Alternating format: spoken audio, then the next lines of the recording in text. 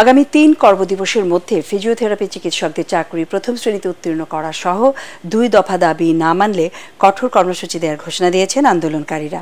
রাজধানী মহাখালীতে স্বাস্থ্য অধিদপ্তরের মহাপরিচালকের সাথে বৈঠক শেষে এই ঘোষণা দেন ফিজিওথেরাপি শিক্ষার্থীরা।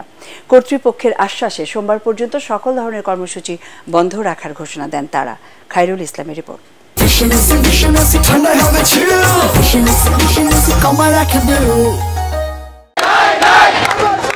বেশ কদিন ধরে নিজেদের দাবি আদায়ের জন্য শান্তিপূর্ণ কর্মসূচি পালন করে আসছে সারা দেশের ফিজিওথেরাপি শিক্ষার্থীরা।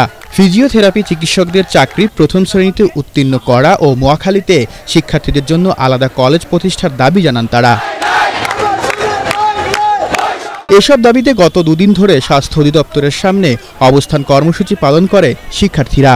বাংলাদেশের সবকিছুর কলেজ হচ্ছে, সবকিছুর ইনস্টিটিউট হচ্ছে, কিন্তু বাংলাদেশের সরকারের একটা ফিজিওথেরাপি কলেজ নেই। 2009 সালে 10 জুন ভিত্তিপ্রস্তর স্থাপন করা হয় মহাখালীতে।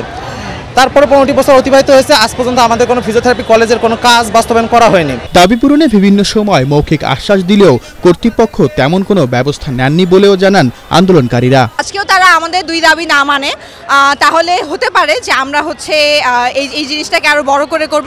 আমরা হতে পারে যে আমরা রাস্তায় নামবো। 1980 সালের পর থেকে সরকারি কোনো হাসপাতালে কোনো প্রতিষ্ঠানে ফিজিওথেরাপিস্ট নিয়োগ নেই, এই দাবি এবং বাংলাদেশ কলেজ অফ ফিজিওথেরাপি বাস্তবায়নের দাবিতে আমরা এসেছিলাম। এই আন্দোলনে আমরা শিক্ষক মণ্ডলী যারা আছি, আমরা সারাক্ষণ আমাদের শিক্ষার্থীদের পাশে আছি।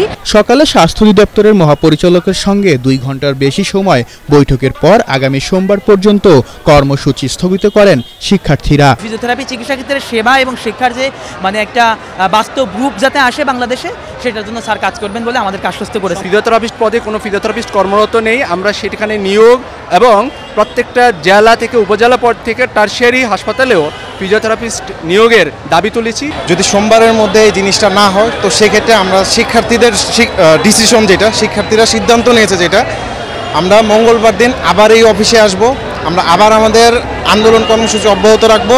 শিক্ষার্থীদের যৌক্তিক এই আন্দোলনের সঙ্গে একাত্মতা ঘোষণা করেছে ফিজিওথেরাপি চিকিৎসক ও শিক্ষকরা। খায়রুল ইসলাম, এটিএন বাংলা, ঢাকা।